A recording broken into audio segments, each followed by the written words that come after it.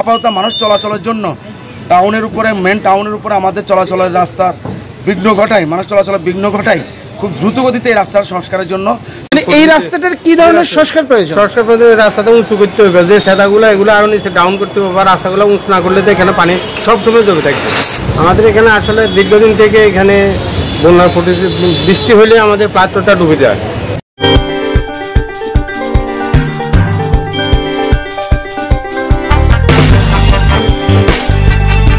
নোয়াখালীর পৌর এলাকার অধিকাংশ রাস্তাগুলি আমরা বিধ্বস্ত অবস্থা আমরা দেখছি। এর মধ্যে অন্যতম এই জনদুর্ভোগ সৃষ্টিকারী নোয়াখালী প্লাট রোড। মানুষ অনেক সময় দীর্ঘ 1 বছর থেকে আমরা এই সমস্যা আমরা লক্ষ্য করেছি। আজ এই 24-এর গণঅভ্যুত্থানোত্তর প্রশাসন নিয়োগের পর আমরা এই প্রথম এই কার্যক্রম আমরা দেখতে পাচ্ছি। মূলত সংস্কারটা কিভাবে করছেন তা আপনি একটু বলেন। মূলত বিষয়টা হলো যে আমাদের মাঝদি নোয়াখালী পৌরসভার আওতাধীনে এই রাস্তাটা টাউনের মেন টাউন প্রপার এরিয়াতে। এই রাস্তাটা অনেক দিন যাবৎ খুব দুর্ভোগজনক অবস্থাতে পড়ে আছে।